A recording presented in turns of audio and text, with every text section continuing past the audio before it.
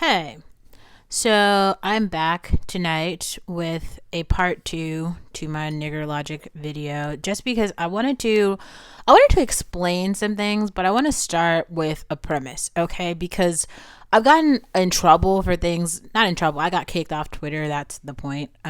So yeah, I guess that's trouble. But a lot of people are taking the things that I'm saying and just thinking Olivia's a mean girl. She's just so evil. She's mean, and they wish for like bad things to happen to me because I say mean things. I actually don't think what I'm saying is coming from a mean place. I don't mean to have bad intent. What I'm trying to do is bring clarity.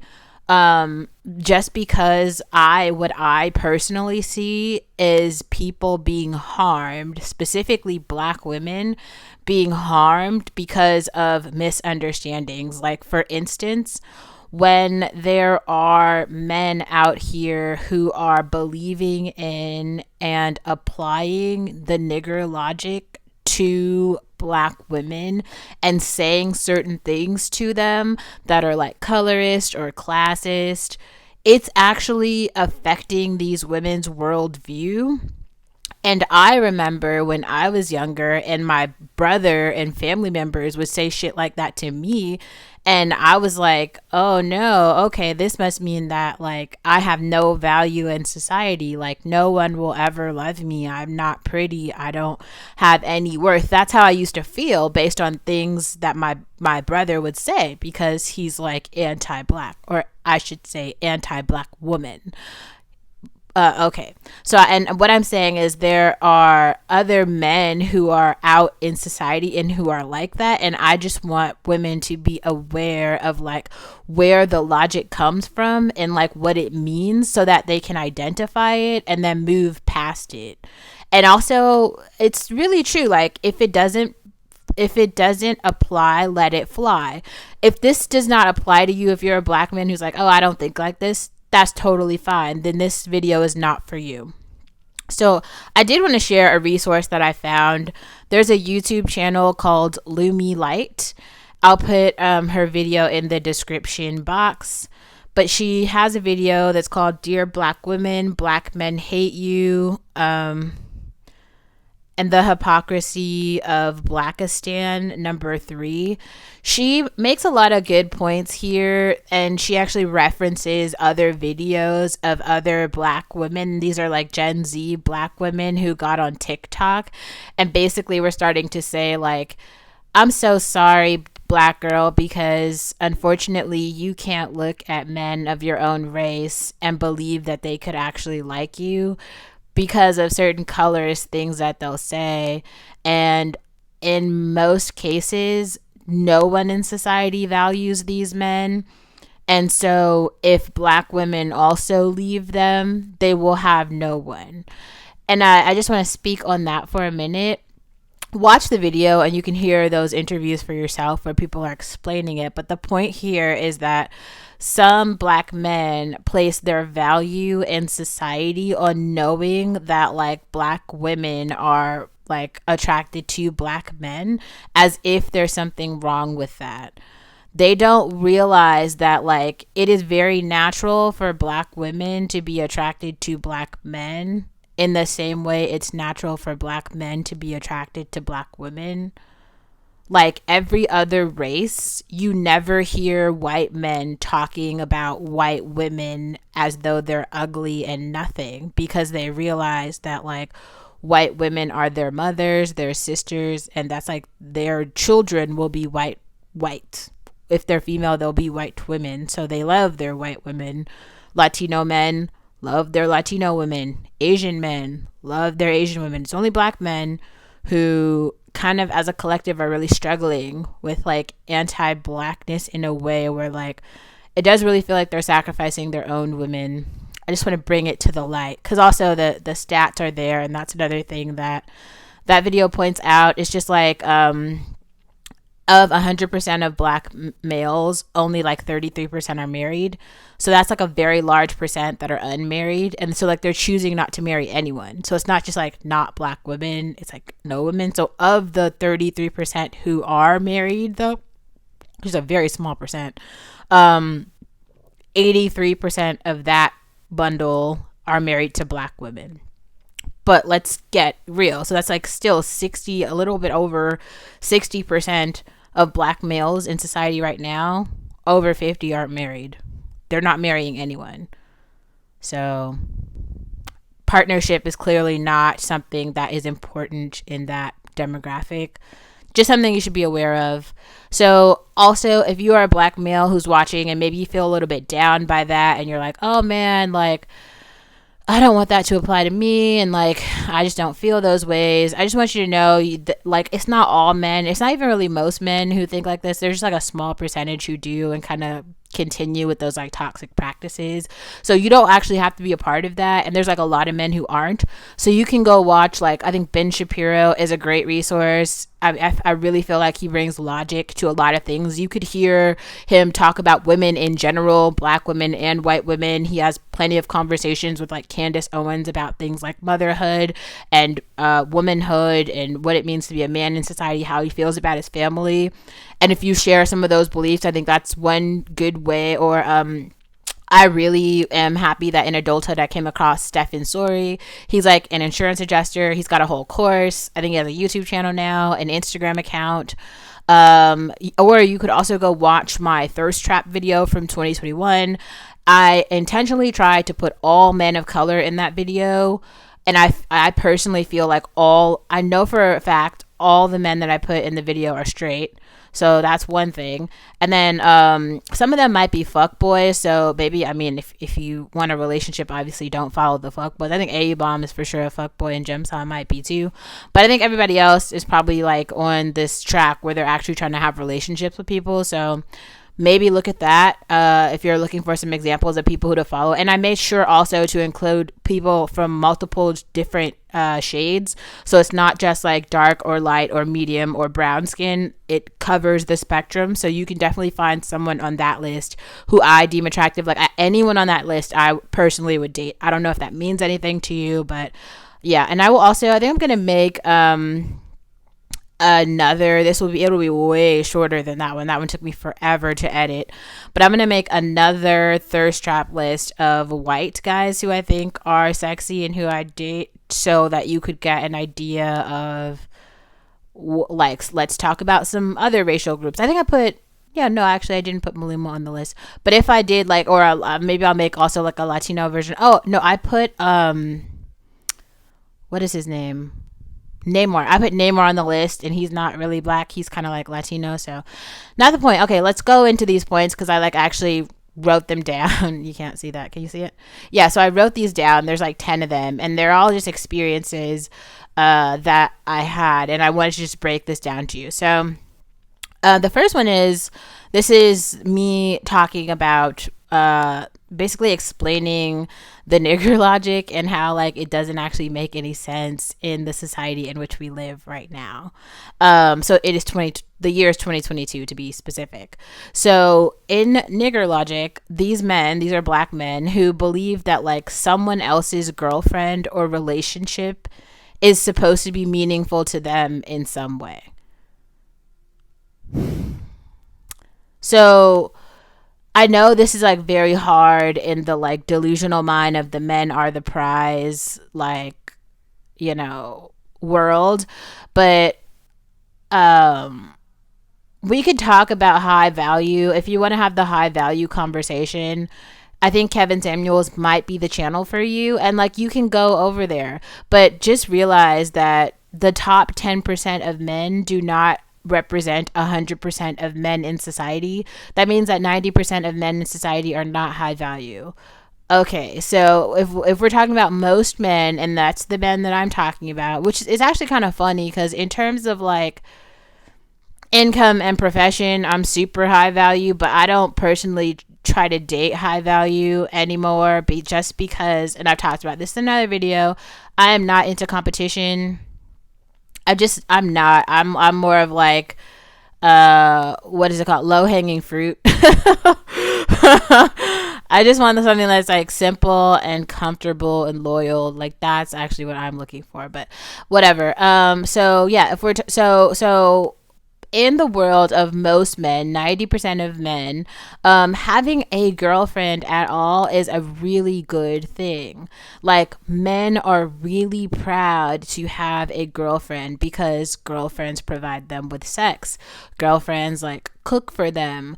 Girlfriends, like, women are kind, nurturing. They do things and provide companionship. There's so many reasons why having just a girlfriend, we're not even talking about if she's like gorgeous or if she's rich, nothing, just if she's like female and alive. That's where the bar is. She is female, she is alive. For most men, that's a catch. And I don't know how we ventured this far away from like that being the reality. Alive and female, that's where the bar is. Anything, like, it's way down here. Anything above that is a come up for 90% of men. They don't have that. When we're talking about top notch and top tier and highly attractive people, we are in America right now. Remember that in America, the average dress size is like a 16. The average dress size in America is a 16. These are obese heifers, bro. Most people in this country, most men are walking around with obese, ugly girlfriends. Like, that is what the current status is. If a guy has a girl who's not obese and ugly, it's a come up. So the fact that in Blackistan right now, these guys who don't have any girlfriends at all are literally looking at someone else's girlfriend and just having opinions about her is crazy. You should just be happy for him that he has something, because you have nothing, and most of you have nothing. Like, legitimately, most of you have nothing. Like, I have a cup of juice. If you don't have a cup of juice, maybe get yourself a cup of juice and then let's start having a conversation about whose juice tastes better. But if you don't have no juice, you're not ready to have the conversation yet. Nigger logic.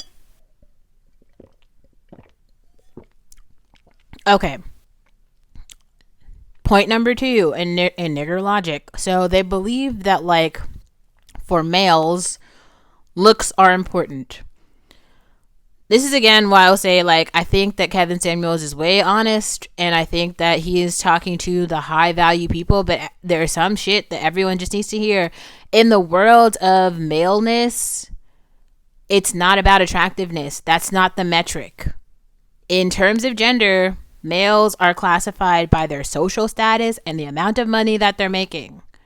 If you broke and you are, like, I think this is another thing where, I think we might just have to be a little bit honest. So, a lot of people in the Black community have been imprisoned. Homosexuality in prison is, like, really widespread. So there's a lot of homosexual males in prison and in the Black community. And rape among male children is also very real. I personally, this past year, have come across quite a few men who've been raped in their childhood by family members, and I just did not know that was a thing. That's a thing. That's real. That's something that's, like, serious in society, and there are males out here who are trying to live knowing that those things have happened to them. Not the point, though. The point is, I think that the rampant culture, it's like jail culture around, like, homosexuality has, like, bred into the minds of men who are not in jail, who believe that, like, their physical attractiveness is, like, a commodity, but more so than being a woman. Like, this is why you have, like, regular culture and counterculture. And really, to an extent, it's becoming, like, the right and the left, like conservatives and liberals. So, like, on the liberal side, you have, like, all the gender politics and, like, all of the gender norms and stuff. And then on the right, you just have, like, women and men. But in terms of like the mainstream society, like in the mainstream society of like most people being like Christian and conservative, or at least understanding those religious values, because like Muslims believe the same thing, where homosexuality is not really acceptable. So where was I going with this? Oh, so basically, men being providers and having like this matriarch sort of like ideal where men need to have money to pay for things and women need to be nurturing and raise children. Those gender norms are still like the main norms. There's other ideals, but those are kind of like the main ones. So it's just very strange to have like young men who believe in like nigger logic, really, who are like walking around talking about I'm so pretty, I'm so pretty. It's like, sir, not even to be funny, but if you're trying to promote that to like most people living in mainstream society, you should actually just like wear a dress and walk down East 14th so that you can like sell your prettiness to all the people who want to buy it, like a prostitute. Because in mainstream society, you aren't really getting further by being pretty. It just has to be said out loud. Don't get me wrong, like, being well groomed is something.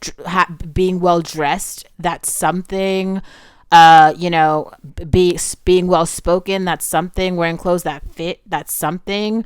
But I'm talking about like men. I've heard men say this. Like, I was literally, I don't know why I was dating this guy, but I was dating him, and he's like explaining to me how like he couldn't date someone who's not prettier than him. He believes he's so pretty. He believes he's pretty, like a princess. Like, I should give him my crown. He should wear my crown because he's a pretty princess. I remember when I first moved into this apartment, and so I was following one of my exes, right, online, and his brother was taking all these photos with like this guy. I guess his brother had a boyfriend, but I also know for sure I saw him out with a girl, so he had a boyfriend and a girlfriend. And it felt weird because like my sexuality is real. Like, I don't personally don't have a problem with it, but it almost felt like he was ashamed to like take the pictures with his boyfriend, which I'm sure would make his boyfriend feel a certain way and feel like, uncomfortable, that he feels uncomfortable to be publicly online with his boyfriend. Like, if that's your boyfriend, that's your boyfriend. You should be proud. Like, it's very strange for you to be ashamed of your own boyfriend. That is strange. Whatever. So, and my point was, and I personally was just really confused about that, and now he's like deleted his whole profile off of Instagram, and it's just kind of like, I don't know if you. It's totally fine to have a boyfriend, or to have a boyfriend and a girlfriend, or whatever your gender norms or your relationship status is. Like, I don't understand how people are still in the closet right now. And I'll say this again. I've said this more times than I can count at this point. People believe because I walk around in sweatshirts and sweatpants that I'm like a lesbian. Being a lesbian is about how you have sex. I will say, when I first met X, that like, when Tope invited me to like her apartment, and I saw her, I was like, damn, X is kind of fine. So I had a crush on X for like 5 minutes, but I never had sex with X. So I never had sex with any woman at all. So I don't have like lesbianic dreams. So I really like, I don't feel that that's my situation. I'll leave that there. Okay, moving on to point number 4 in nigger logic. We've got poverty. So nigger logic says to the man, like, it is perfectly acceptable to have no money and no job and no economic resources and no place in society, but continue to complain. It just, I don't know. It just... Like, because don't get me wrong, like, well, everyone has to have a job. Like, everyone has to have a job, even if it's working at the grocery store, or if it's being a doctor, or if it's being a lawyer, or a driver, or a delivery person. Like, whatever the job is, you do have to have a job. Like, everybody has to have one. Like, me and you and everyone. And it's like okay to have a job. Like, it's not bad to have a job. And having a job enables you to like pay for your cost of living. That's a good thing. Okay. So, point number 4 in the nigger logic world of understanding, dating. Oh God. It seems that, and this could be because of all of the other points where these men are self-conscious about not having a girl that's pretty enough or rich enough or whatever enough, so they just don't, or they don't have enough money to like go out publicly with a girl that they would like to date because they are afraid of what other people will say about them being with that girl. I don't know. It's very strange because if you go outside, and maybe this is a part of, you know, neighborhood segregation where like people like some, you know, people who fall into this like nigger group with the logic, they don't actually live in integrated society. So they live in places where there's like only one racial group, only one socioeconomic group, only one culture. So like they don't actually see people just going out and dating. They don't see like ugly Asian people just out having lunch or like ugly fat white people just out doing shit every day, just coupled up.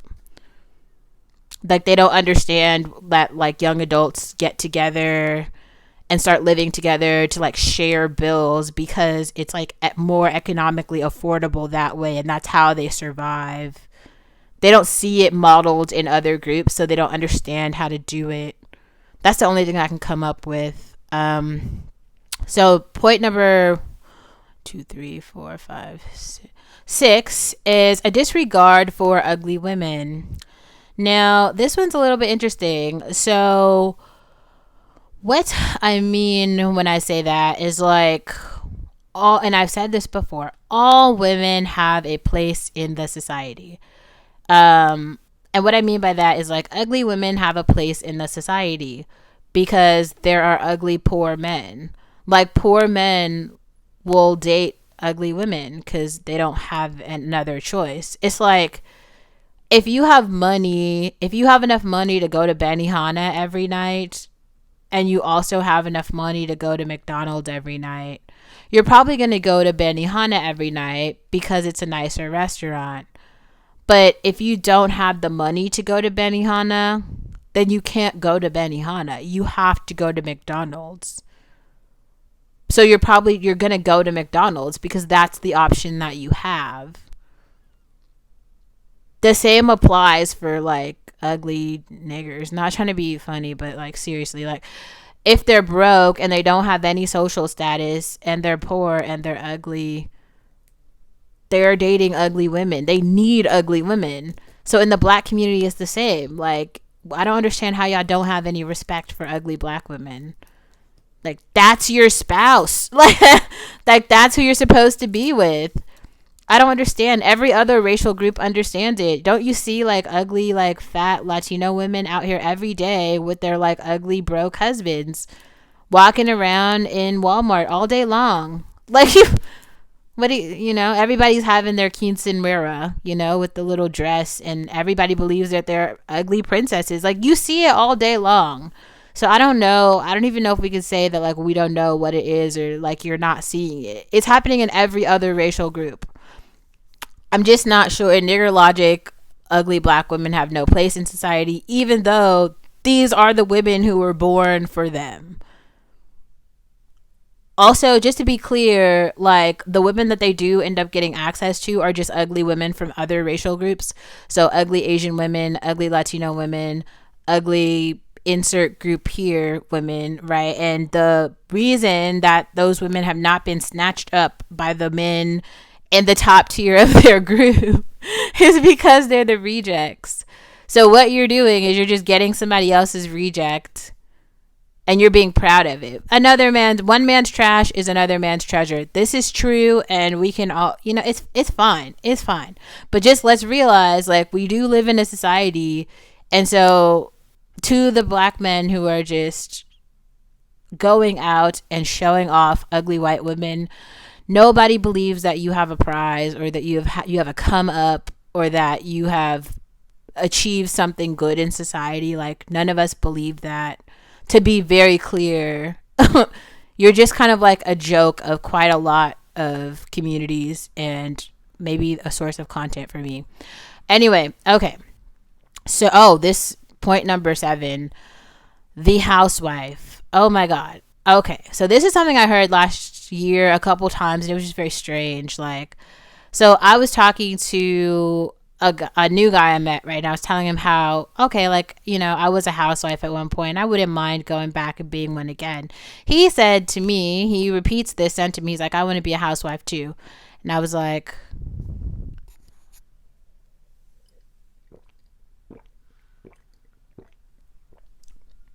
I don't know what we've come to. Me and him should go bridal shopping together.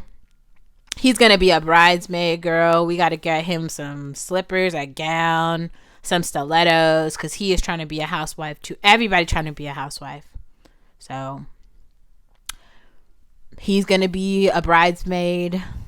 That's how it goes. All right. Point number 8. Narcs. This is such a weird story. So, I walk around the community, and if I find like a park, usually at all the parks, there's like routine games that happen every week. So at the Martin Luther King Park in North Berkeley, they have the soccer game on Saturday, and like a Google group where they just notify if they're going to change parks. At Grove Park, that's more maybe West Berkeley or something. They have a basketball game that happens every night, and they have a soccer game that happens on Monday nights at 7:30. So I like to go to these events and just watch, because it's just something in the community for me to do, just to occupy my time. Okay, so I go there, and this is the first time I go to Grove Park. And so I was watching the soccer game, and then I saw the basketball game, and I was like, wow, okay, it's nice to see like black guys out in the community. So I just go over and I talk to them, and I'm like, hey, what's up? What's going on? And they were like, hey, just kind of like talking to them. They were playing their game or whatever. And then I ended up like exchanging numbers with them. And they, for some reason, like as I was there, they just thought I was a narc. They were like, who is this woman? She's asking all these questions. I was literally just like sitting on the bench watching them, making some comments, but mostly it was just like, hey, what's up? They were like, she's a narc. First of all, I don't know if they were selling drugs or not selling drugs. I don't know if they have jobs, or I don't know what they do. Maybe they were selling drugs, so they were like afraid that like I was a narc. I don't know who shows up at a basketball court though. It was weird. I don't even know. It was just like, damn, like you can't be black and go to a basketball court because they're going to think that you're going to be onto their drug selling scheme. I don't know. The nigger logic, bro. I don't know. Moving on to the next point, we've got dinner. What can I say about dinner?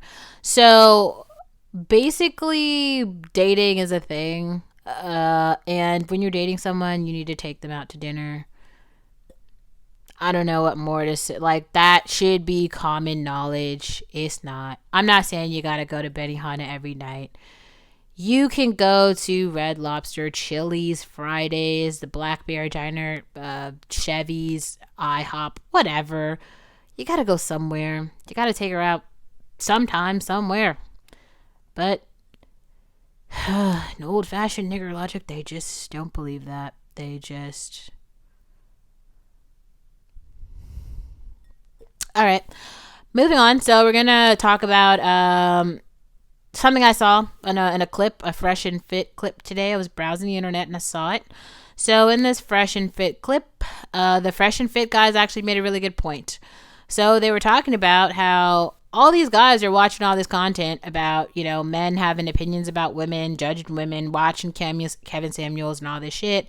But remember, Kevin Samuels' content is for the top 10% of men. Most of these dudes are not the top 10% of men. So his content is not really for them, right? So he was talking about how all the other men are not getting laid by anybody. He was saying how 90% of men in society in general are invisible to all women. All women. This is how you can go on Abba and Preach. I saw made a video about it, and now Fresh and Fit have made a video about it. On all these dating apps, there are hella guys who never match with anybody. They don't match with anybody at all. Like, no one. Like I told you guys, I got on the dating apps for like 2 weeks. I had like 100 matches, and then I got off. These guys aren't matching with anyone. And I'm not saying it to be like shady. I'm not saying it to be mean. That's just like what's happening. And so all these guys are having, you know, they're talking themselves up and trying to make themselves feel good and better about kind of no action. Like nothing is actually happening. Because even like I tried to really understand last year, like Oakland for myself. So I just went out. I went to bars, you know, I met people, and it's just kind of pathetic, bro. Like I would go to the bars and it was like girls don't even go to the bars anymore. You don't see any girls at bars unless there's a girl who's like already on a date with a guy. And so the guy has taken the girl to a bar. But guys are not like going to the bars and then there's like girls there waiting for them. That's not a thing. That doesn't happen anymore. Like I do see a whole bunch of girls, and this is weird too, like pretty girls going in groups to different places with each other. So it'll be like a group of girls who go to the strip club, a group of girls who go to a particular nightclub on a particular night, a group of girls who go to like this one event because it's hosted by like this one girl. I don't really know what to say about this. I'm just summarizing what I've seen out in the world. So I mentioned this before, but the consuelitas. So there's just a place in society for ugly fat people. Okay, let's just be real. So they are out there, and I think in nigger logic, like they believe that, oh God, there's a thing about like straight hair or lighter skin. It's like colorism and featureism that are trying to make people believe that like the farther you are away from basically black features, the more attractive that you are. But we have, like, unfortunately for those niggers, like, we have Hollywood, and everybody has Hollywood, and now everybody has Instagram. So we actually know for a fact what really attractive black people look like. We aren't confused. We all know. We all know. Okay? So that means that we can infer from our Instagram hot radar what a really attractive black girl looks like, and then we can look out into the world and determine like, is this one hot or is this one not? So using that same logic, that's how we can also tell who the consuelitas are and who they are not. So nobody thinks that the fat Mexican chick who's walking through Walmart is like a princess. We aren't convinced, sir. Black girl here, not impressed. Nobody believes you. Like, nobody's buying in. Just want to say it out loud so that we're clear, because it does seem like there's some confusion. Okay. Same thing applies for other immigrants. Like, this was actually really weird. I saw this Abba and Preach video yesterday or this morning or something. So there's this woman, and I guess she's like a Muslim woman, and she's wearing a hijab, but she's like an OnlyFans porn star with a hijab. And she was just talking about how she was also an engineer, and so she's an engineer, a mechanical engineering student, wearing a hijab, actively doing porn on OnlyFans with the hijab. So Abba and Preach were just confused about why she's wearing the hijab in the first place, because it's just so disrespectful to the religion and the culture. I would have to say I agree. It's just is really disrespectful. Like when I went to Tunisia, like I knew it was hot, but I didn't show my legs. I think I might have shown my arms, but I tried to wear a shirt under. Like I really actively tried to be covered up just because I was like trying to be respectful of the culture. Like I would not go to a part of the Middle East and actively try to disrespect the religion or culture, even though I'm not Muslim. Cause it's just disrespectful, and it's really uncalled for. In the same way, that's like, I could feel whatever way I feel about the LGBTQIA community, but I'm not gonna go into that community and try to like bring everybody down. That's just disrespectful.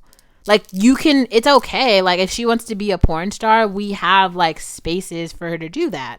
There's like whole communities and porn sites where she could just be there. I just don't understand why she feels the need to bring her religious sentiment into the religious artifact into the degradation of the religion. That I just can't understand that. It's just weird, and it's like hypocrisy. But to me, that falls in line with the nigger logic. It just seems like something that would just go there, where maybe like they wouldn't even have a problem with that. They'd be like, this makes sense. She's Muslim, but she does OnlyFans and porn. So that's all I got.